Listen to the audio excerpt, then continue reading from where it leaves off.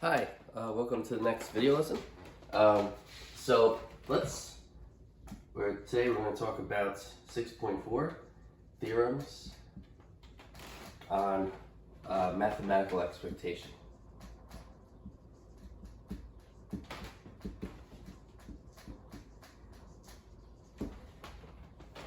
Okay, so theorem 6.3 is if C is a constant, then E of C is equal to C. Okay, proof is simple. E of C is equal to C times the probability that X is equal to C at C times 1, which is C. And so that's the proof. Okay, theorem 6.4. Let A naught to AN be constants.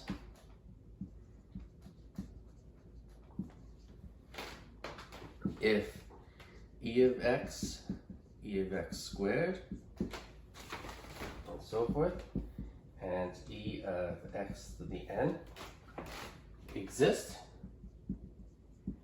then, and by the way, this is called the first moment of X, this is called the second moment of X.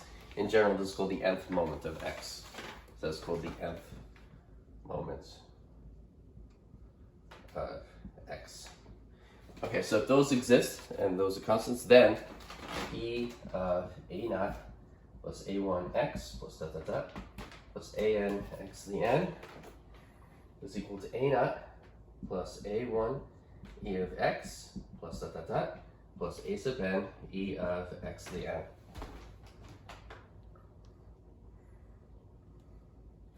Okay, and so that's theorem 6.4. And a corollary of that is if A and B are constants,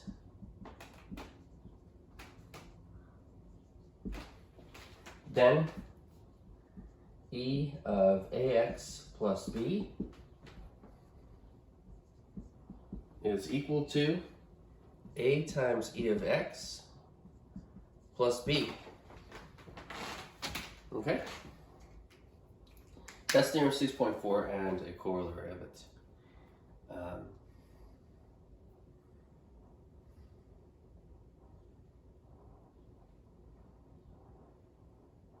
Okay, so here you see the A naught plus A1 times E of X plus dot dot plus A sub N times E of X to the N.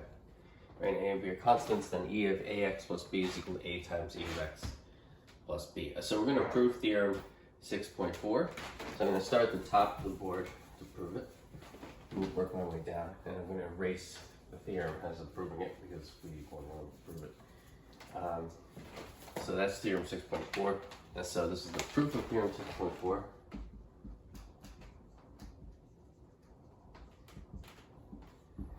Okay, so we're going to let G of X equal A naught plus A1X plus dot dot dot plus A sub N X to the N.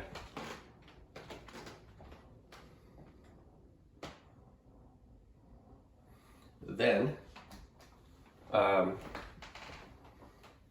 E of A naught plus A1X plus dot dot dot plus A sub N X to the N is equal to E of G of X, right? Because that's what G of X is. And that's equal to the sum over X of G of X times F of X. Right, by the definition of expected value of a function, right? Which is also a random variable. Okay, and so then that's equal to, well, G of X is this. This is the sum over X of G of X, right? G of X is this. And so you're going to replace G of X with that. And so it's the sum over X of G of X, which is A naught plus A1X plus dot dot dot plus A sub N X to the N times F of X. Okay? And so then you just you distribute that. So it's the sum, so it's everything sum of, sum over x, but it's going to be, it's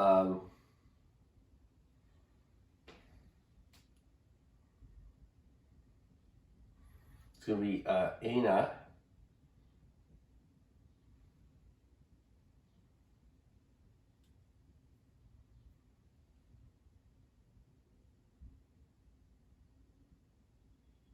okay, so it's going to be a naught times the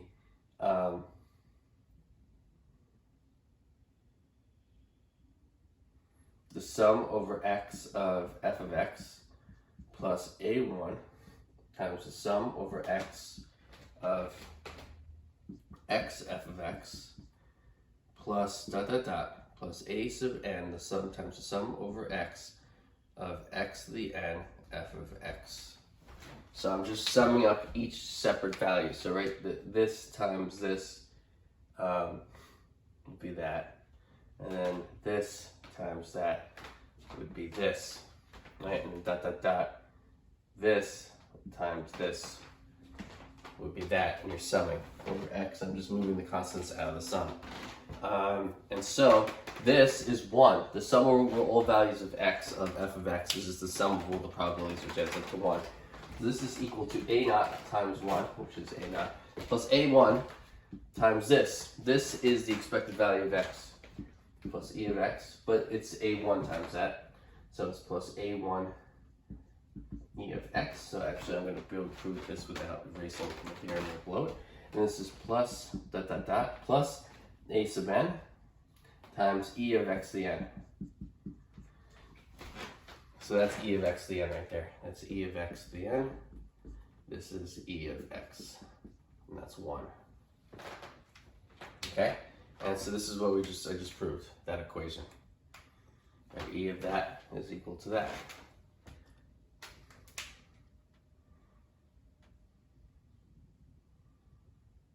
Okay, and so if g of x is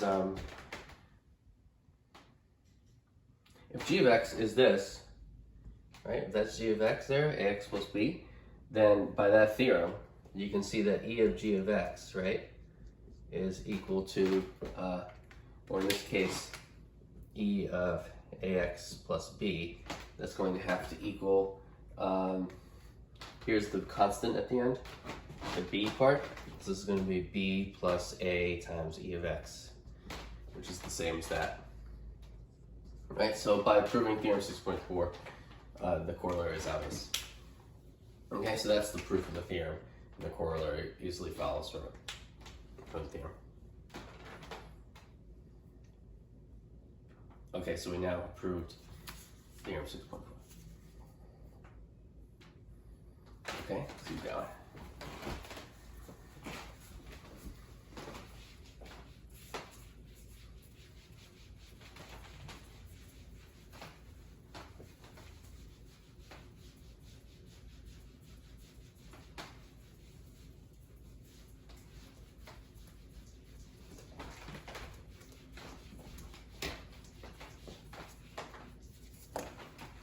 So example 6.19.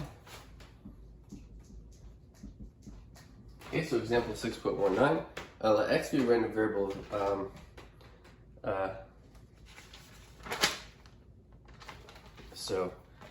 What was the example?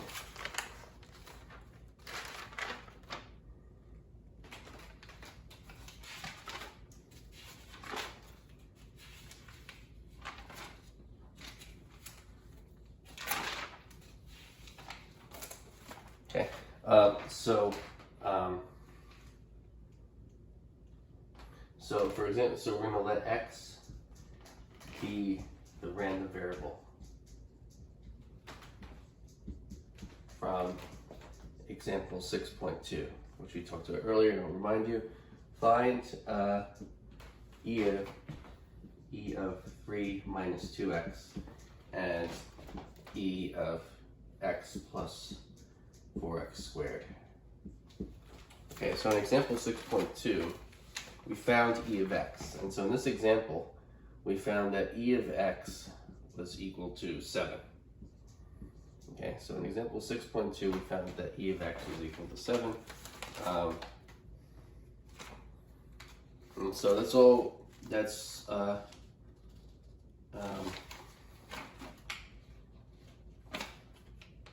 and so let me just add some more information here. The f of x in that problem, the PDF, was 1/3 for x equals 3, and 2/3 for x equals 9. That was the PDF. And we found e of x, which was 7.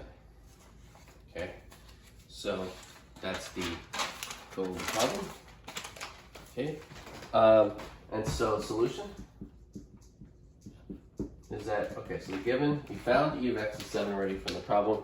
Now e of x squared is the sum of all possible values of x squared, f of x. And so what that's equal to, these are the two possible values of x. X equals 3, which is 3 squared, times f of 3, which is 1/3, plus 9 squared, because when x is 9, times f of 9, which is 2/3. So that's 3 plus 54, which is 57. Okay? So e of x squared. So 81 times 2 over 3, 81 over 3 is 27, 27 times 2 is 54. 9 over 3 is 3, so 3 plus 4 is 57. So e of x squared is 57. I feel like we did that already also. E of 3 minus 2x is equal to 3 minus 2 times e of x. And that's equal to, that's from the last theorem, and then I just rearranged the order.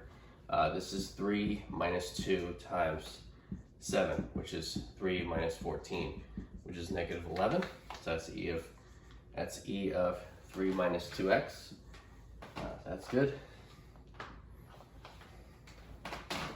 E of x plus 4x squared is equal to e of x plus 4 times e of x squared. That's equal to 7 plus 4 times e of x squared, which is 57. That's equal to 7 plus 228. That's just 235. And so e of x plus 4x squared is 235.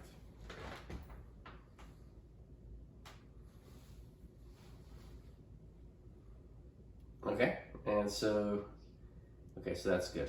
Okay, so that's example 6.19. Let's keep going. Okay, so we did that.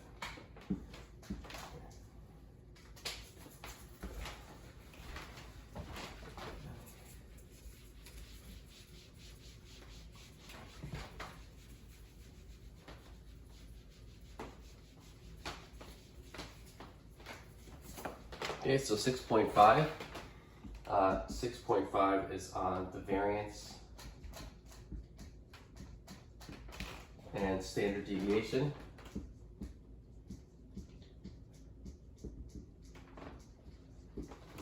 The variance and standard deviation of a random variable. Okay, that's 6.5. Okay, so 6.5.1 is the definition of variance and standard deviation. Okay, so that's 6.5.1. So definition 6.4. The variance of a random variable, capital X, with mathematical expectation mu, that's one of the notations for it, is variance of X, that's the notation, variance of X, which is equal to the expected value, E of x minus mu squared, provided E of x minus mu squared exists.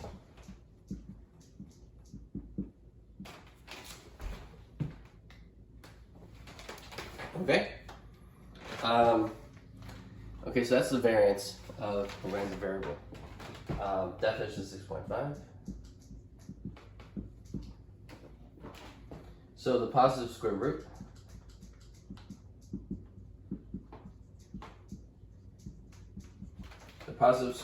of the variance of x is the standard deviation of x.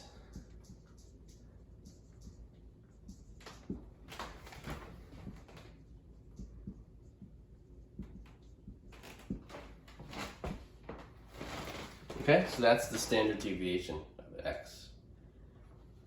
So the positive square root of the variance of x is the standard deviation of x.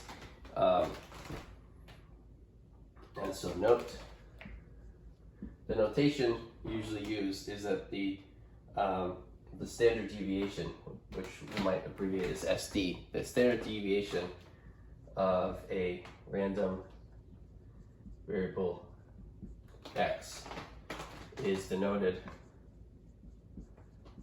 by sigma.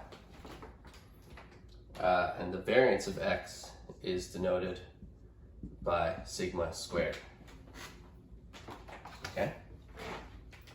Okay, so here's the definition of the variance. Basically, the variance of x is that e of the expected value of x minus mu squared, provided that e of x minus mu squared exists. Okay, so if this number exists, if you can calculate it and get a number, then the variance of x is that number.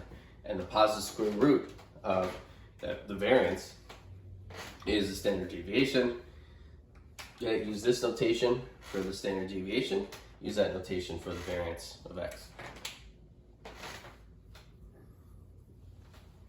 Okay? So I'll leave this on the board for a moment. Okay? Right. Here we have the definition of variance and the definition of standard deviation and the notation for both. The notation for the standard deviation and the notation for variance. Okay, so using these definitions, you can calculate the variance and the standard deviation and use this notation for both. Okay, let's keep going.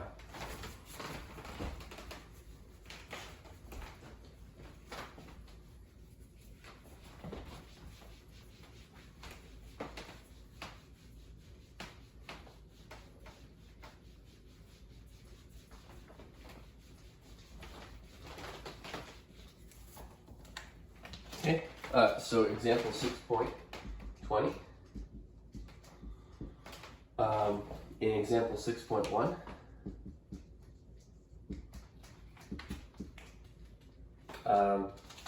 so for example 6.1,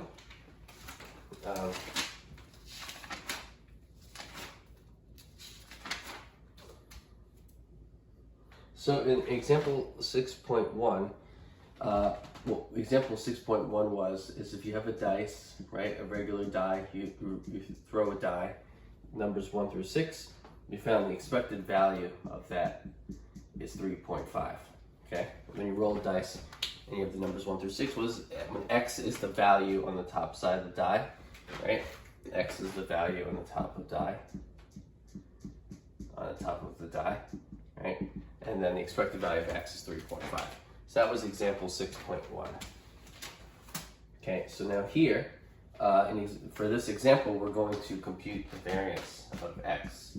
For this example, when you take a die and you throw it, the numbers 1 through 6 can appear, and the mean or expected value is 3.5. So the variance of x, by the definition, is the expected value of x minus mu squared. Okay, so what does that mean? It's the expected value of x minus, well, this is mu, right? Mu is another notation for e of x. So mu is 3.5. So it's x minus 3.5 squared, and it's the expected value of that. So the expected value of a random variable is the sum of all possible values of x minus 3.5 squared times f of x. Okay? And so, what are all the possible values of x minus 3.5 squared? Well, x here was 1 through 6, and so that means x minus 3.5 would take on the values, well, instead of 1 to 6, it's going to be minus 3.5 of each of them. So you're going to get negative 2.5, negative 1.5, negative 0.5, 0.5, 1.5, 2.5, and those are the 6 values, right? So 1 minus 3.5 is this, 2 minus 3.5, 3 minus 2.5, 3 minus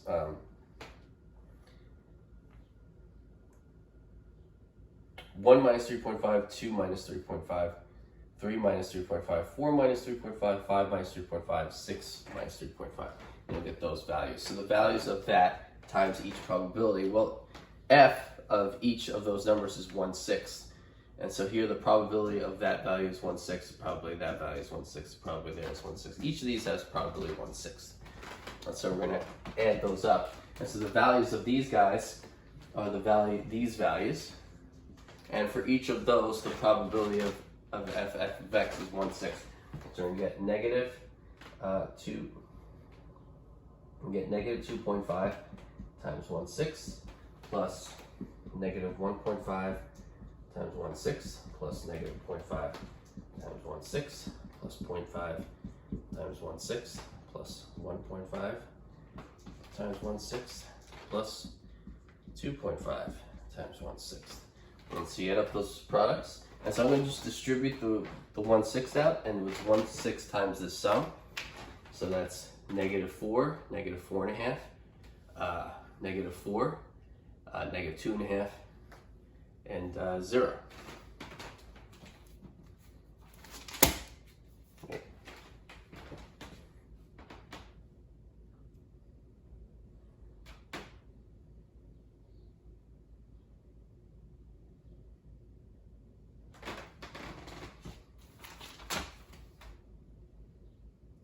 Oh, wait. It's each of these things squared.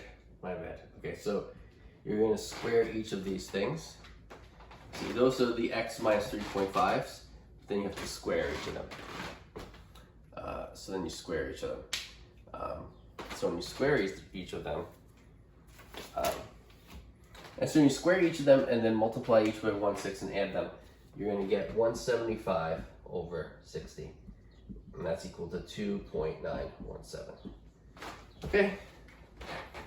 So for instance, this is negative 5/2. So that squared, you get 25/4 times 1/6. That would be 25 over 24. Plus, and then you add the rest of them, and then you get 175 over 60 as a fraction or an equivalent fraction, and then that's equal to 2.917.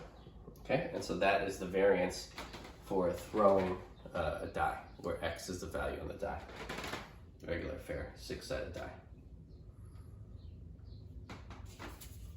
Okay, so let's continue. So that's an example of calculating the variance using the definition of variance. The expected value of x minus mu squared.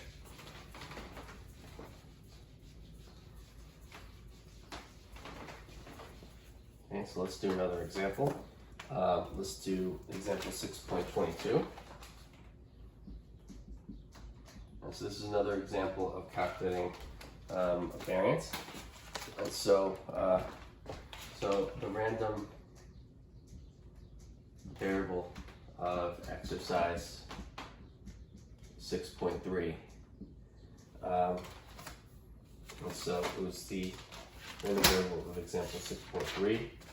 And so for 6.3, what we did there was we had our probability density function was f of x was equal to, we had a continuous random variable x, and f of x was 81x squared for 0 less than x less than 1/3 and 0 elsewhere. Okay, and so we found e of x for that example, and e of x was equal to 1/4. Okay. So that's the random variable. Okay, so that's the random variable.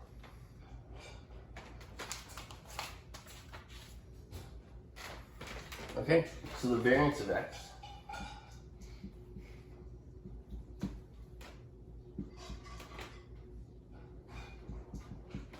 Okay, so the variance of x, so what that's equal to is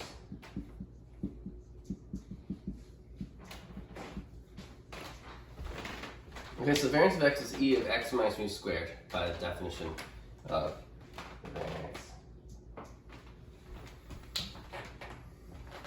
Okay, and so here the mu, the expected value is 1/4. And so this is equal to the expected value of x minus 1/4 squared. Okay, but as a continuous random variable, this would be a continuous one, we're integrating. And so it's the integral from negative infinity to infinity at the sum of x minus 1/4 squared f of x dx. Okay, but now f of x is only non-zero for those x values, and so that means that this integral you only have to integrate from 0 to 1/3, because that f of x would be 0 everywhere else and would make, integrating over everywhere else 0. And so this is x integral from 0 to 1/3 of, right, that's how you get that from here, from x minus 1/4 squared f of x, which is 81x squared in that interval. So you just integrate that. And when you integrate that, when you find that depth integral using the fundamental theorem of calculus, you get that that's equal to 0.00417. Okay, so that's example 6.22. The variance of x, by definition of variance, is the expected value of x minus mu squared. And mu we found from example 6.3 to be 1/4, so I just substitute mu for 1/4. So it's that's equal to the expected value of x minus 1/4 squared. That's equal to the integral from negative infinity to infinity of x minus 1/4 squared to f of x dx. F is only non-zero in that interval, so you integrate from 0 to 1/3 to x minus 1/4 squared f of x, which is that for those values of x. And so you just find a differential and get that number. And so the variance of x is that. And we're done. Okay, and so that is that's the example. Okay, so let's keep going. Okay.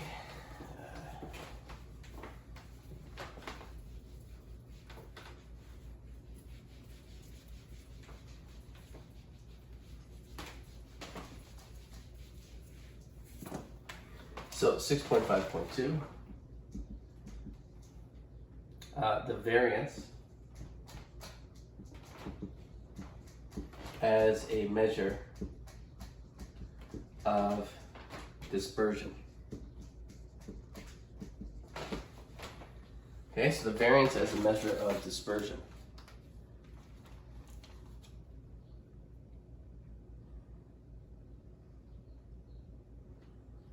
Okay, so the variance of x is equal to the expected value of x minus mu squared, right, by definition. Right, and so that implies that the variance is the expectation of the square deviation of x from the mean of x, from the mean mu of x. Okay, so the variance is the expectation. The variance is the expectation of the squared deviation from the mean mu of x, right, by the definition. The variance is the expectation of the squared deviation from the mean mu of x. And so therefore, the variance is a measure of dispersion. How far away are points from the mean of x? So it's a measure of dispersion. It's a measure of how far away they are. Okay, the values of x.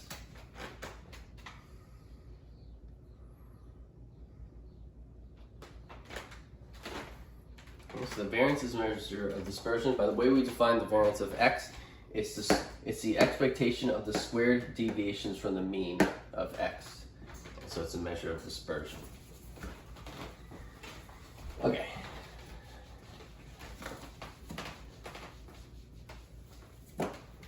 Now, if you look at the PDF, okay, so here's a picture of the PDF.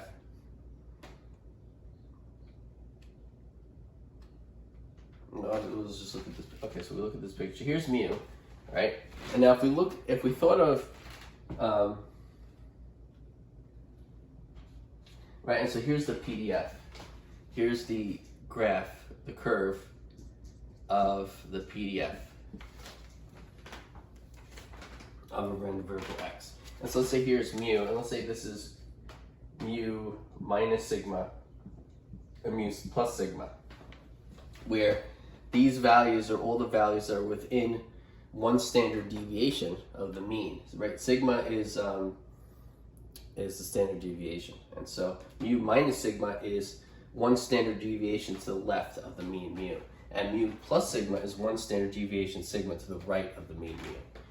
Okay, and so if we look at the area under the PDF curve, at most sigma one standard deviation from the mean, that would make up 68.3% of the total area under the PDF.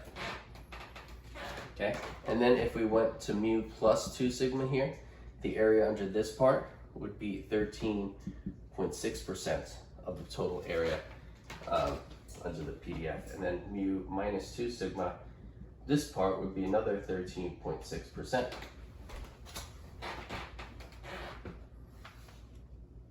Okay, and then if you went mu plus 3 sigma, then this part would be 2.1%. And if you went here, mu minus 3 sigma, you have another 2.1% there. Okay, and so then the rest of it, here, the rest of the area beyond this point would be 0.1% of the total area. And the area here would be another 0.1% of the total area. Okay, so here you have the curve of your PDF, and within these intervals, the area under the curve of those intervals make up this percent of the total area under the entire PDF.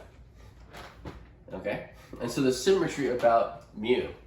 And so you could separate this part, and half of this part would be in this side, and the other half would be there. This would be the same as this is the same as this, and that's the same as that. Okay? And one question you might ask yourself is, how could this be 0.1% of the area if this is continuing to infinity, right? Because this is not going from here, we're going, let's say, from mu plus sigma to mu plus 2 sigma. From here, we're going from mu plus 3 sigma to infinity, positive infinity to the right. But even though it's a really small sliver and it's going to infinity, it's taking only 0.1% of the area. And so this area is actually a finite amount of space. Even though it continues to infinity, it's thinning out. And as it thins out, it's contributing almost nothing, almost no more additional area as you go further out. And so in total, this entire very small thing going out to infinity is only 0.1% of the total area under the curve. Okay? And so, so I'm going to label this as figure 6.3. Okay, and these are percentages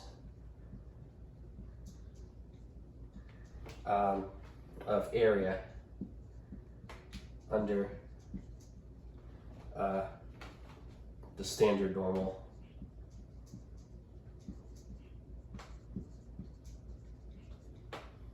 density curve. Okay, so important to point out, it's the standard normal density curve. So here x, right? So here x is a standard normal random variable.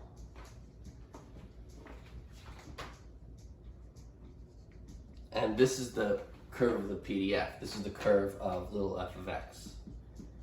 This is the curve of little f of x, where x is a standard normal random variable.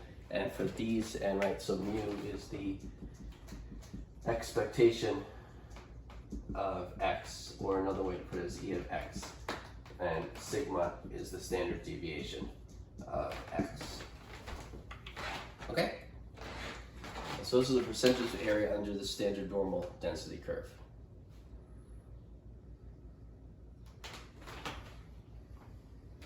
Right, this is also 0.1% over here of the total area underneath the standard normal density curve.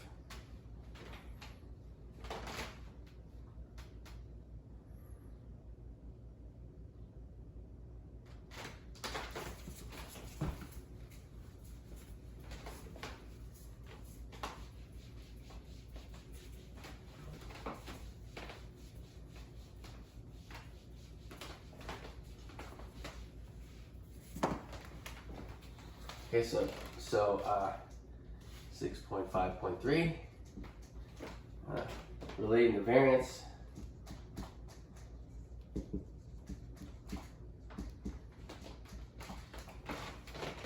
So relating the variance of your random variable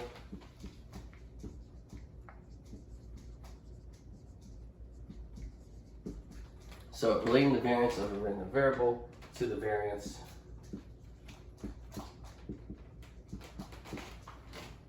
of a set of numbers.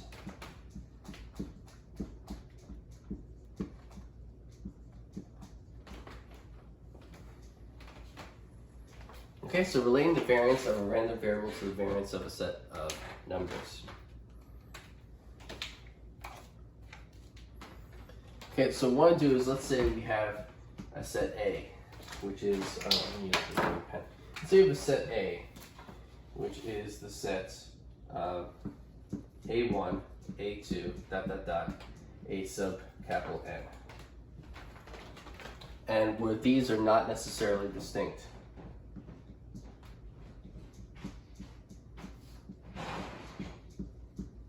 These are not necessarily distinct numbers, okay? A1 to AN.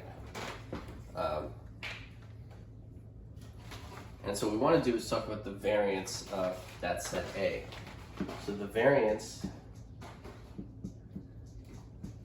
of set capital A is the sum from I equals 1 to capital N, all the possible values, subscripts, of A sub I minus A bar squared over capital N, where A bar is the average of those values. And so you're going to add up all the A's, sum from I equals 1 to capital N of A sub I is divided by capital N. That's the mean of set A.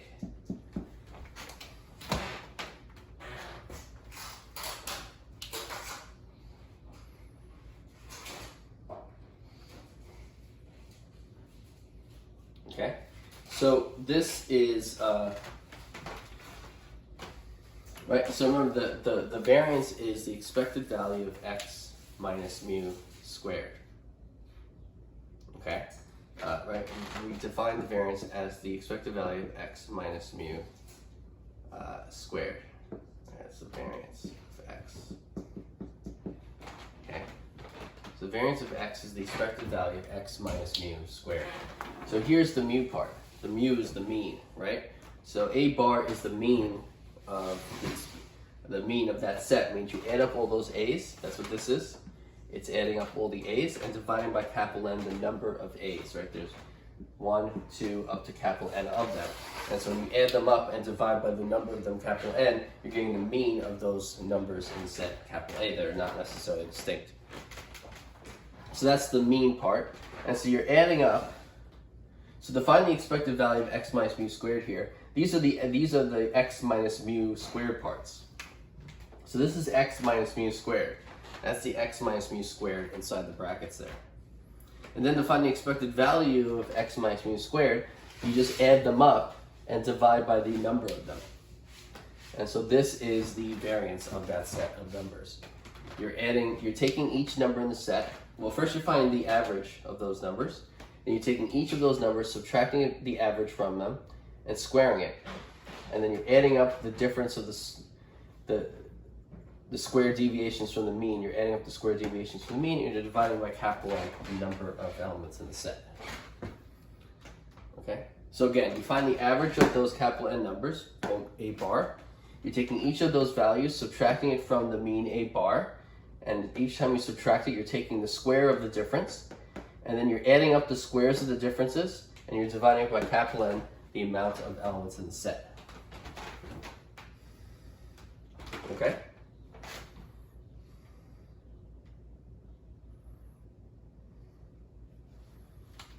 Okay. Note. Sum from I equals 1 to capital N of A sub I minus A sub minus A bar squared over capital N is equal to the sum from I equals 1 to capital N of A sub I squared minus 2A sub I A bar plus A bar squared over capital N. So I'm just taking this A sub I minus A bar squared and then squaring it out and getting that, okay? And so then that's equal to the sum from I equals 1 to capital N of A sub I squared over capital N minus 2A bar, sum from I equals 1 to capital N of A sub I divided by capital N plus capital N times A bar squared over capital N. So I'm just separating the terms, right? I'm taking the summation part and I'm doing the sum of this minus the sum of that plus the sum of that, well, each divided by N, capital N.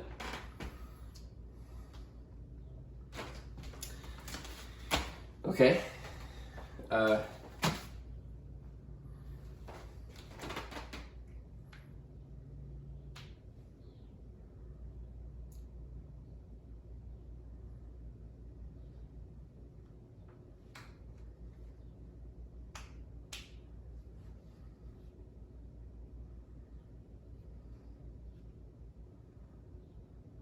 Okay, so I'm going to continue this at the top of the page so we run out of space. Okay.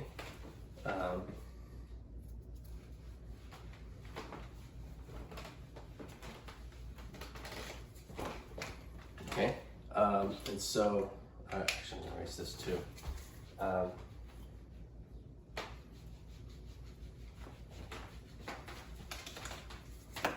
Okay, so I'm going to continue that. We're going to continue that over here. And then, so that's going to equal to the sum from I equals 1 to capital N of A sub I squared over capital N minus 2A bar. And then from what I said earlier, right, A bar is equal to the sum from I equals 1 to capital N of A sub I divided by capital N.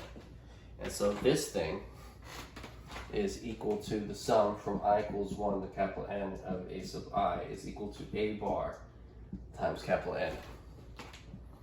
Right, so A bar times capital N, that's that sum. That's this guy right here. And so that means this sum is A bar N.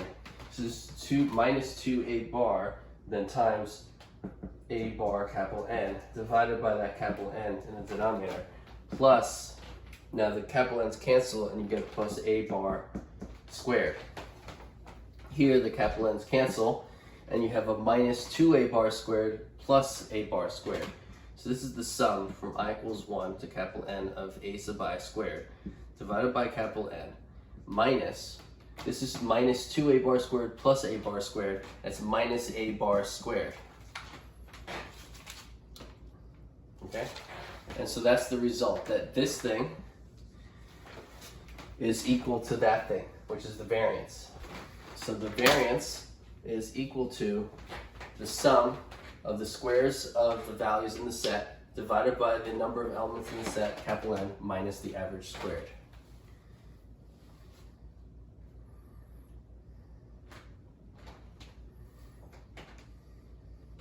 Okay? So if you want to find the variance of the set of values of A, you could add up the squares of the values in the set, divide by the number of elements in the set, and subtract, and then minus the mean squared. All right. So you have your set capital A, which is the set A1, A2, dot, dot, dot, A sub capital N. Right, that's your set capital A. Now, if you want to take the variance of that set, which we said was this, it equals this. And so it means the variance of your set A would be if you take each value in the set and you square it, and you add up the squares of those values, that would be this sum. So if you add up the squares of the values and you divide by capital N the number of elements in the set, you just add the squares of the values in the set, divide by the number of elements in the set, and then subtract the average squared of the elements in the set. So the average, again, is adding up the values and divided by capital N the number of elements in the set. Right? It's the average value of a set, the average of a set of values. And so you take that and you square it. And so you take this fraction and subtract the average squared. And then that's equal to the variance of your set. Okay? Okay, so given a set A of values not necessarily distinct, a set of numbers not necessarily distinct, the variance is this, and that's equal to that. Okay, and it's a measure of dispersion because it's the average of the squared deviations of the elements in the set.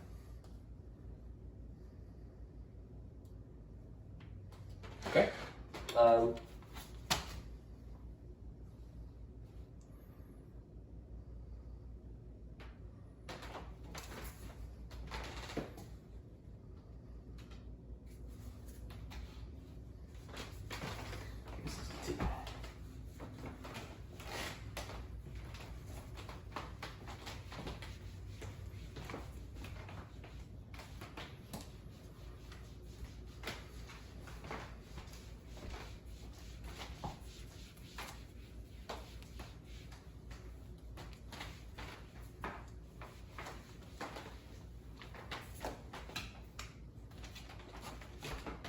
Okay, so you have a set A, right? So here's your set A again. A1, A2, dot, dot, dot, A sub N. The possible values of X are the distinct numbers in set A. So the possible values of X are the distinct numbers in set A, X1, X2 to Xn.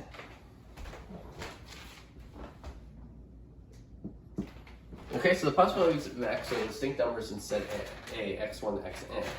And so f of X of I is the probability that X is equal to X of I, which is equal to K sub I over capital N, where K sub I is the number of elements that are X sub I.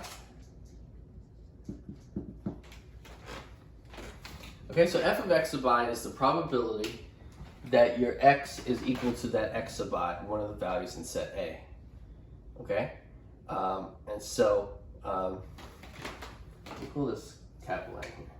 Okay. There's capital N, not necessarily distinct values in set A. There's little n, many distinct values of A. Okay. So these are distinct. There's little n of them that are distinct, and these are not necessarily distinct. So set A consists of capital N, many not necessarily distinct elements. The possible values of X are the distinct numbers in set A, and so we're going to say there's little n, many distinct values in that set. Okay? So little n has to be less than or equal to capital N, right? Capital N is the number of elements in the set, little n is the number of distinct elements in the set. So little n is less than or equal to capital N. Okay, so probably the capital X is equal to one of these distinct values in the set, X sub I, is equal to K sub I, the number of elements in set A that are the same as that element, divided by capital N, the total number of elements in the set. Okay, and so why would we think of something maybe simple, make it kind of complicated like that? So here's why. So let's say you take this, right? That's the variance of X, right? Because that's the notation for it, sigma squared. That's equal to e of x squared minus e squared of x. Okay, and so that's equal to the sum from I equals 1 to n of, so this part, when I said this, the variance was equal to that, that's, we said before, right, that the variance, the sum from I equals 1 to capital N of a sub I minus a bar squared over capital N, that's the variance of x, that was equal to the sum of a sub I squared from I equals 1 to capital N over capital N, those are the squares,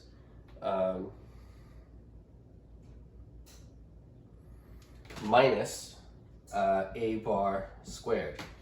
And so what that meant was that for this situation, the variance of x is equal to e of x squared minus e of x squared. This is e of x squared, and this is e of x squared. Okay, this notation e squared of x is just e of x in parentheses squared. So e squared of x is equal to the square of e of x. That's the same as mu squared. Okay, so e squared of x is mu squared, or e of x in brackets squared. That's the same as the mean squared. Okay, so this is a sum from I equals 1 to little n of x sub I times k sub I over capital N.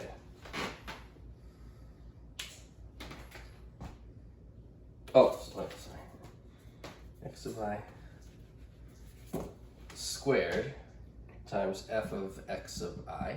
That's because it's the expected value of x squared. That's that. Minus now the mean, which is the sum from I equals 1 to n of x sub I f of x sub I squared. So that's the mean of x, that's e of x squared, that's this, e squared of x, and that's e of x squared. Okay.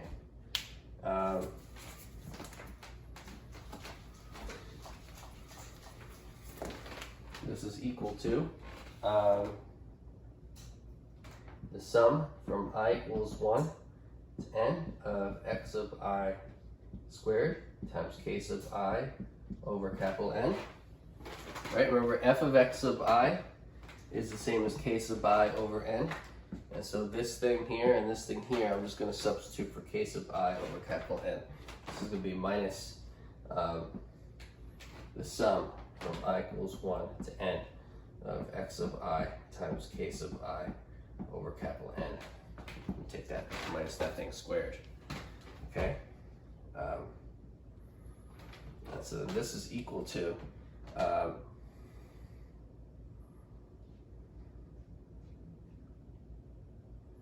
this is the same as the sum from I equals 1 to capital N of a sub I squared over capital N minus, so I'm going to keep going. This thing, if you take each x, which is distinct values of x, square them, and then multiply them by the number of elements in the set A that are the same as x sub I, what you're doing is you're just x sub I squared times k sub I is just adding all the squares of the elements of A, and you're dividing it by capital N. And so you're moving the capital N out of the sum. And so it's 1 over n, 1 over capital N times that sum, or that sum divided by capital N. And it's going to be minus the sum from I equals 1 to capital N of a sub I over capital N squared. And so now here x sub I times f of x sub I is you're taking each distinct value of x and multiplying it by its probability of occurring. And so, oh no, sorry, here.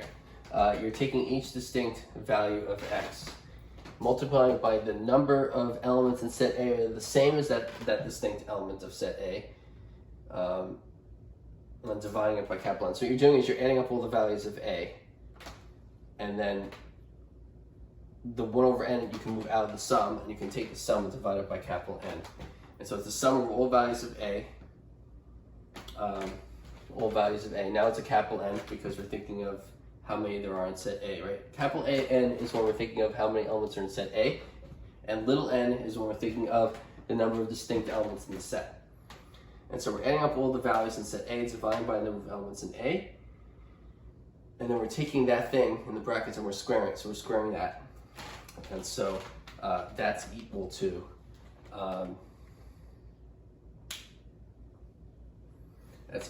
the sum from I equals 1 to capital N of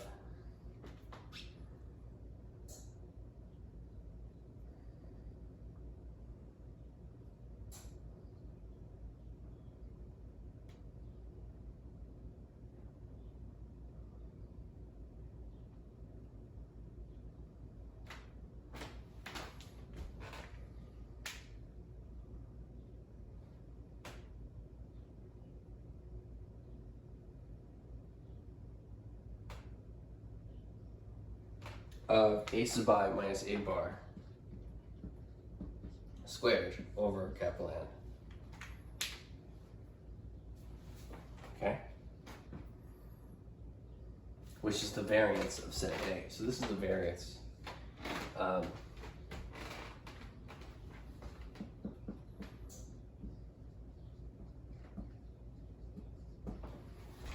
Okay, so what did we just show? We showed that if you took a set A of not necessarily distinct elements and you thought of the variance of that set A, then if you took a random variable x and its values to be the values of that distinct values of that set A, and the probability of that distinct value would be, how many times it appears in the set divided by the total number of elements in the set. If you took that random variable x, then its variance would be the same as the variance of the set. Okay, so if you define a random variable using the values in the set, the variance of that random variable is the same as the variance of that set. So the variance of x is equal to the variance of set A. Okay, so the variance of your x in this situation is equal to the variance of that set A. That's what this shows.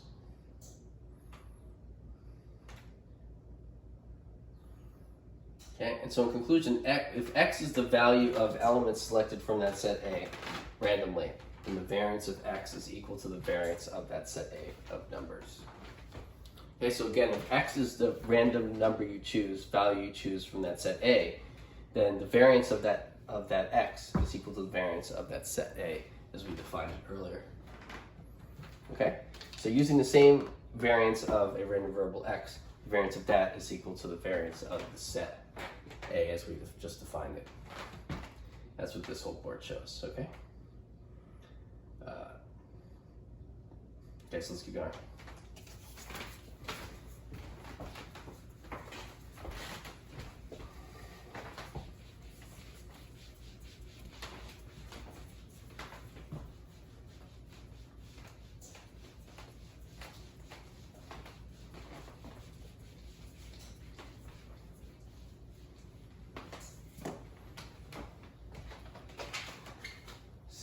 .6 theorems on variance.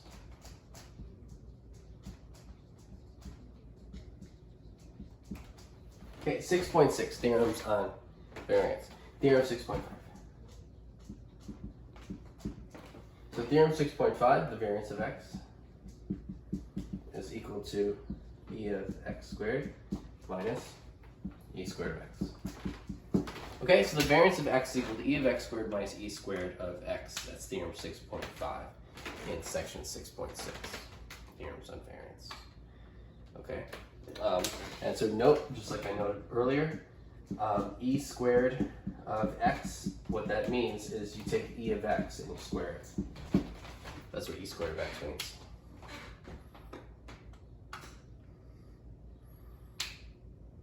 Okay, so to prove this theorem, we've already used in our last proof, but as I mentioned, we showed that was true in that case. By theorems 6.2 and 6.3, so theorem 6.2 and 6.3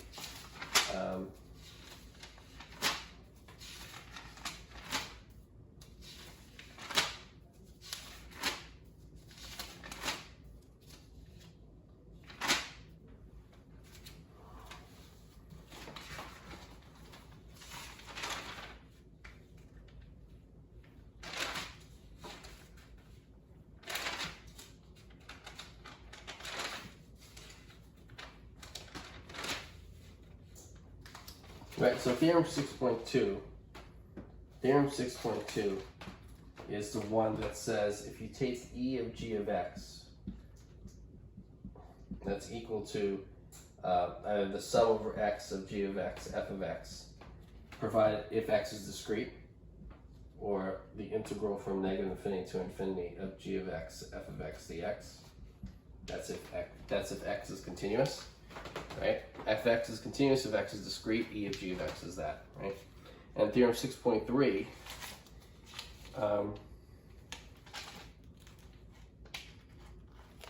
theorem 6.3, good, this is a short one. Theorem 6.3 said if you took the expected value of a constant, it's equal to a constant. Okay, so by those two theorems, we get that the variance of x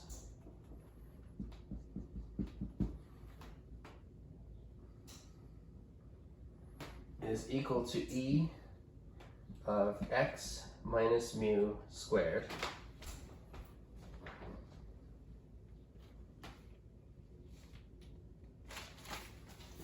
Here's 6.2.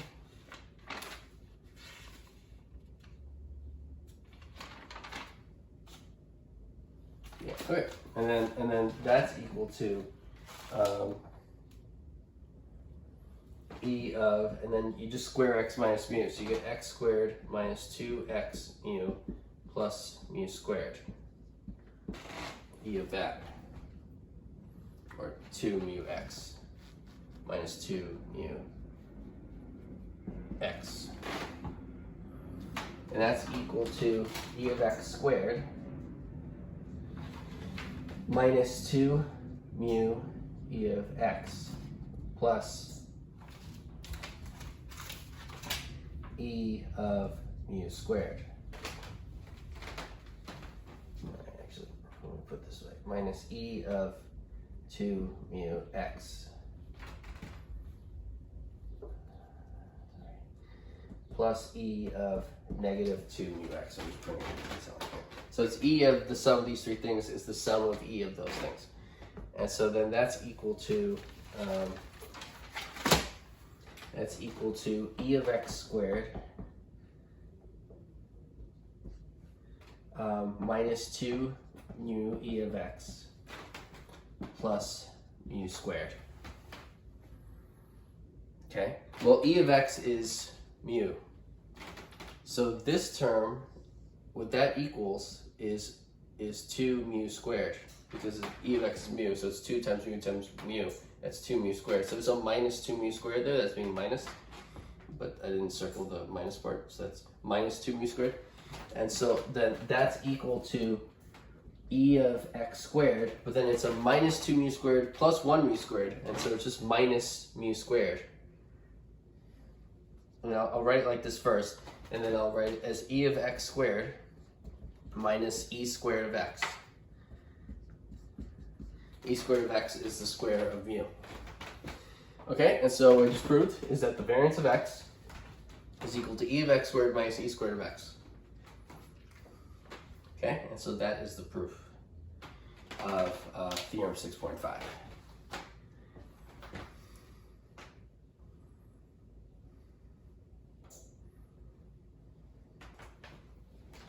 Okay, good.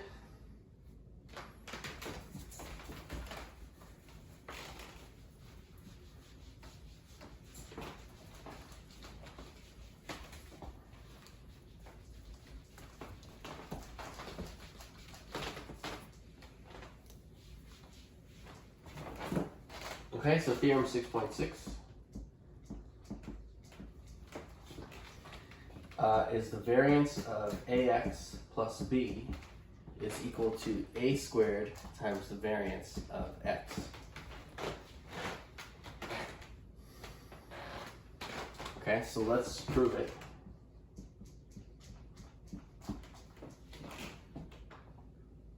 So by the definition of variance,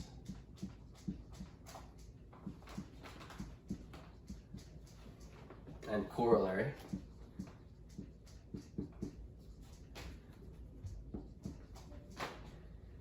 to theorem 6.4, what you get. So, right, so the definition of variance, again, the definition of variance, the variance of x is equal to the expected value of x minus mu squared.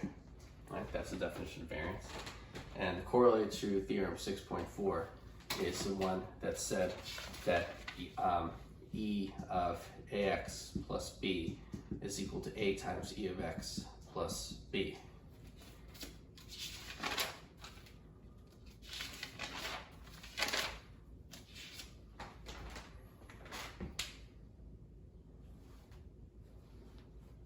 Yeah, okay, so those are the two things that we need. So by those two things, you get that the variance of ax plus b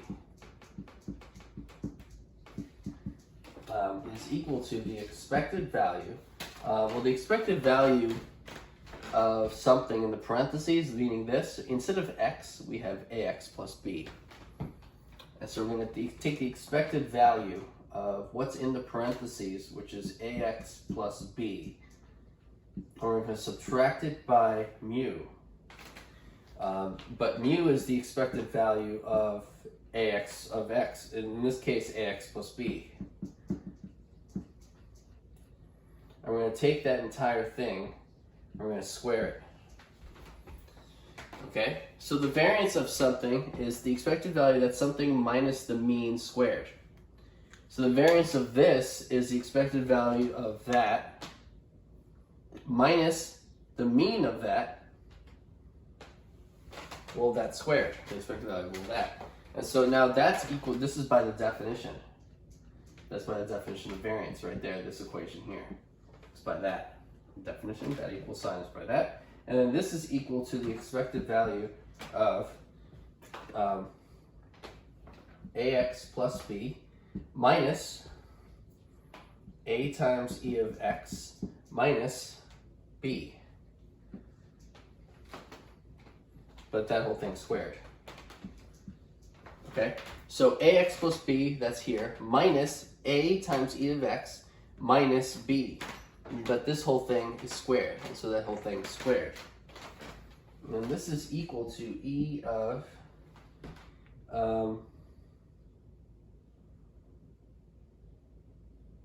well, the plus b here and the minus b here will cancel, right? This will cancel with that. And so you'll get ax minus a times e of x. But you're going to take that difference and square it. So it's the e of the square of that.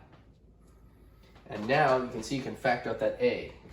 And so it's going to be e of, but when you factor out the a, it's being squared. So really you're moving a squared out. So it's e of a squared times x minus e of x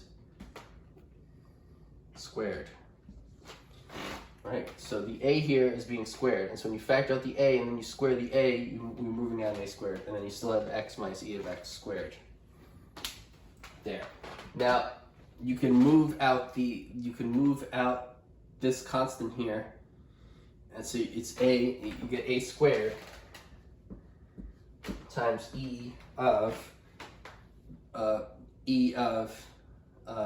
x minus e of x squared.